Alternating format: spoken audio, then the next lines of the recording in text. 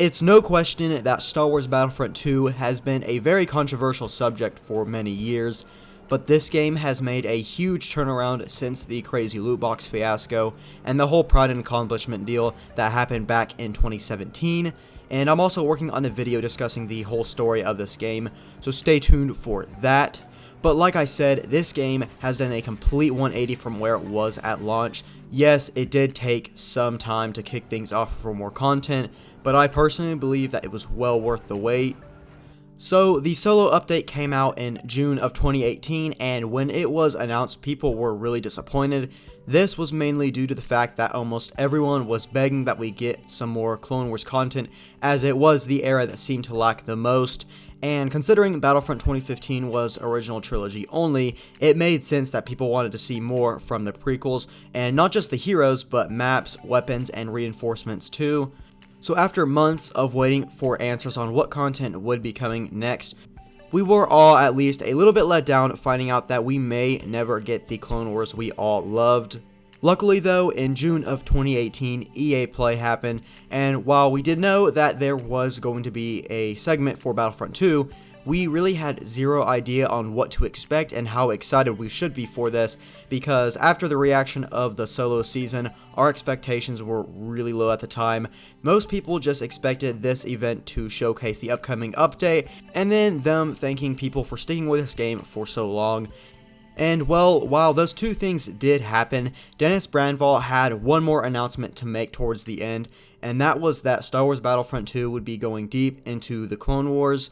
It was revealed that we will be getting General Grievous, Obi-Wan, Anakin Skywalker, and Count Dooku as new playable heroes, as well as Geonosis for a new planet, and a Conquest-styled game mode, and a few other things as well.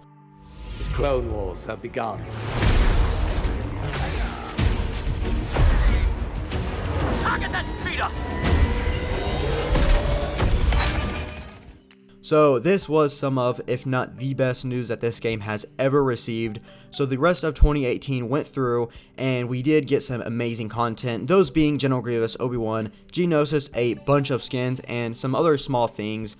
And all in all, 2018 became a pretty positive year after a lot of letdowns. But what about 2019? So the community had no idea what to expect. Many believe that after the content that was revealed back in June got released, support for this game would end, which was pretty fair considering we were not told whether or not this would be the final few updates Battlefront 2 would see. So we start with January, and this was the update where we received the new hero Count Dooku. The update came out right after the developers got back from their vacation, so unfortunately there seemed to be some miscommunication with things, and we didn't even get to see what the character looked like in game until after the update released. There was a promotional picture ready to be shown, as you can see right here, but for some reason the approval process took forever, and that just wasn't the best way to start the year out. But the update overall turned out pretty well. He got an extra appearance, Geonosis came to a couple other modes, so overall it was okay. It was just disappointing to see that there was some pretty bad communication at the time. But let's jump on to February. This update was very similar to January. We got two of my personal favorite clone legions, those being the 501st and the Coruscant Guard, alongside your simple stuff like bug glitches and whatnot. However, there was one more thing that came with all of this, the Chosen One himself, Anakin Skywalker. Possibly the most controversial thing that was added to this game, besides the amazing Droidekas fiasco, which we'll talk about more later. But Anakin Skywalker is my favorite Jedi in all of Star Wars. I love his story, his rise and fall to the dark. I believe Hayden Christensen did an amazing job as the Chosen One, especially in Revenge of the Sith. But holy hell, was this character the most broken thing this game has ever seen. I remember the developers talking about making him super powerful and unique compared to the other heroes, since he is basically the main character of all of Star Wars, besides the sequels, which were more focused on Kylo Ren and Rey's story, which I think is completely fine. And at the time, I thought making him a really powerful hero was a great idea, until the update released. While he was extremely powerful, he was definitely the most fun to play as because of that reason, and I was having a blast with him, but this dude was a god. He is heroic. My ability might be the funniest thing that I've seen from this game. I mean, he had like a 90% damage reduction when using it, and every single time an enemy would shoot you or do damage to you in some way, not only would the radius of the ability extend out to what seemed like an infinite amount, but the amount of damage it would put out increased as well. I mean, it was just hilarious. I was seeing videos all over Reddit of people wiping out the entire room on the last phase of Naboo, and this ability could even one-shot full health heroes if they charge up enough.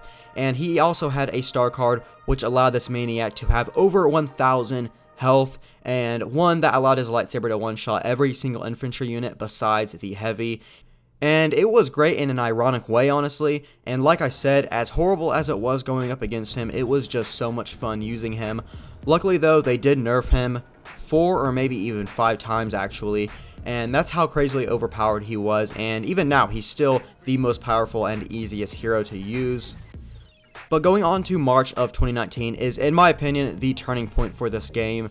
This was the start of when we received the new large-scale game mode, Capital Supremacy. So before this, large mode that everyone played was Galactic Assault, and while yes, it was fun, in my opinion, it got stale really fast, mainly because of the super linear aspect to it. It was very story driven, and while that is nice, I just love modes where I'm free to go wherever I want and do pretty much whatever I want as well, and this is where Capital Supremacy comes in. This mode is heavily inspired by the original Battlefront game mode, Conquest mode, so much that they actually created the command post to look almost identical to the classic look of them that we all know and love. They have a really neat concept going on with this mode. You start off on the ground phase and it's basically straight up conquest. Then after some time of capturing command posts, you fly up through a cutscene to the enemy's capital ship to attempt to blow it up from the inside out, and if you fail to do this, you go back to the ground and start over. It's really fun, and when this mode did first launch, I had games that could last up to 2 hours sometimes, and while it was fun at the time, it did get old after a while. Luckily, the developers have made some nice changes to it, and the average match lasts anywhere from 20 to 35 minutes, so it is a nice balance. But this mode really brought a new life to the game and a whole new way to it play. It's almost exactly what everyone wanted since the game launched, but the downside to this situation is that it released with just one map, Geonosis. This is a completely new location from the Geonosis that we know in Galactic Assault, which is my favorite out of the two, but it was unfortunate that we would be getting one map a month for this mode. Oh, and one more thing, at the time, it is Clone Wars only. However, we will be getting the sequel era for this mode this month at the end of January, so I am really glad that they are listening to the community's feedback and are doing what we asked. This mode basically just took over the game, and I cannot wait for the other two eras to arrive.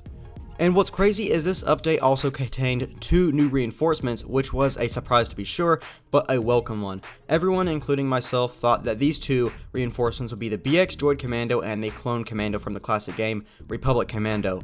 Only one of these ended up being true, and we got the Droid Commando paired with the ARC Trooper, who had dual-wielding blasters while the droid had a vibro sword as an ability. So these were a really unique set of reinforcements, and it added a nice touch that I believe the update really needed. So now let's jump a few months forward and go to June 26th of 2019.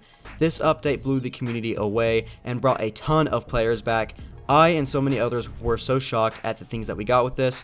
So earlier I talked about the Droidekas fiasco, and basically what had happened is in August of 2018, a community transmission came out for the smallish update.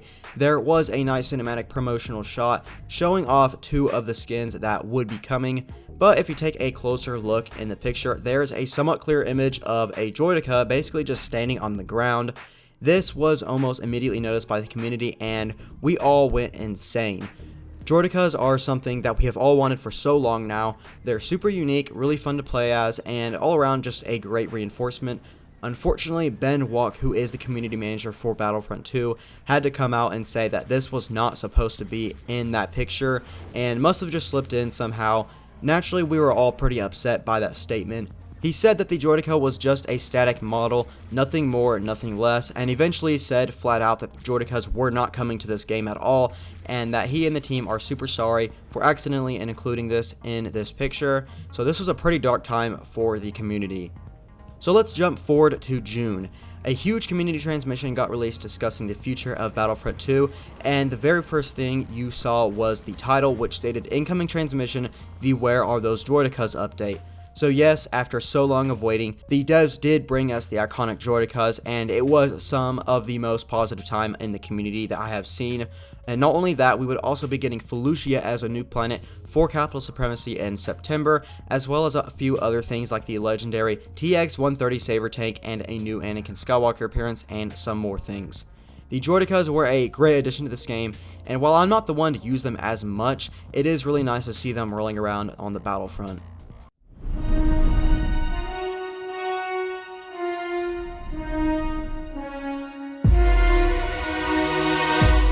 Lock and load, Deltas.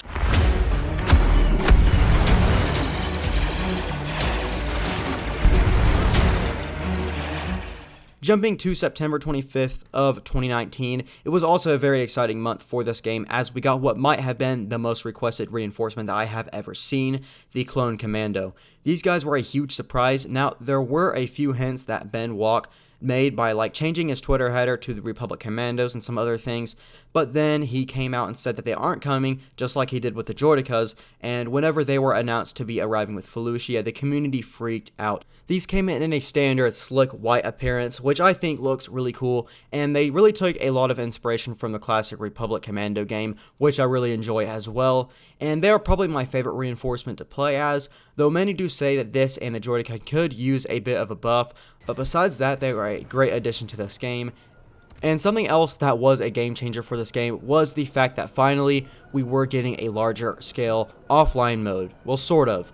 Basically, we got instant action again, taking inspiration from the amazing 2005 Battlefront 2, but unfortunately the consoles can only support 10v10 bot matches without having crazy stuttering issues, which really is disappointing because on PC they added a slider which can bump up the AI count to 32 on each side, which is really fun. And I would love to see them do an extra large mode like the old game where you could do 64 AI on each side. That would be insane. But like capital supremacy, they started off by making this Clone Wars only for the time, which I am okay with because we'll be getting the sequel era this month, and I'm sure the original trilogy is on its way as well. And the final major thing to come with this update is the new co-op mode. Basically, you get in a group of 4 people and you go up against waves of AI in an attempt to capture the command posts. It's some of the most fun I've had in this game in a long time, and they recently added this for the sequels, which I'll get into soon. Overall, this is one of the best updates the team has created, and it really deserves all of the recognition it got. And finally, it's time we jump into December, and what an amazing month it was for this game. This was a great time, not just as a Battlefront 2 fan, but as a Star Wars fan as well, because Episode 9, The Rise of Skywalker, was releasing, and alongside that, a huge update for the movie was coming out for the game as well. And finally, one more thing, a new sort of version for Battlefront 2 was released to the stores. This was called the Celebration Edition, and basically, it came with every single skin in the game, which would have cost like over $800 if you bought them all with crystals. But this brand new was only $40, which is a steal considering all the free content you get with this game. And not only that, but if you already own the game, you could get the upgrade for just $25. And like I said before, that gets you every single skin in the game and was just a great deal.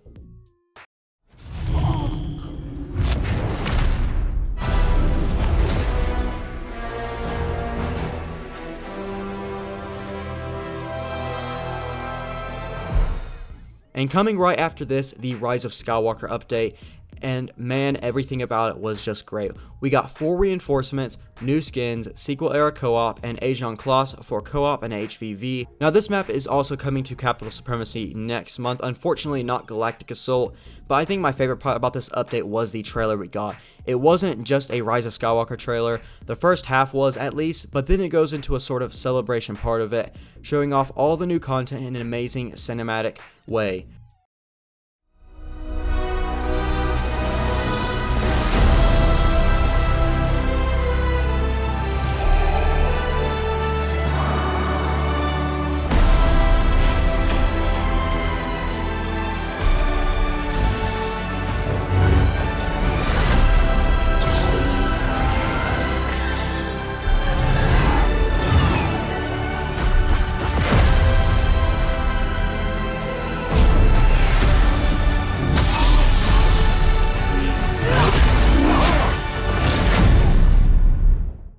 Recreating tons of shots from the movies, like Obi-Wan's hello there and Yoda force pulling his lightsaber. All in all, it's by far the best trailer the DICE team has created, and it gained a ton of attention. Right now, it's standing at over 5.6 million views, which is so much more than the Battle of Geonosis trailer, and it brought in so many new players as well as old players. And that is pretty much where we currently stand with the state of things for Battlefront 2 in 2019. And we are all extremely thankful for the developers' hard work and not giving up on the game despite its bad launch.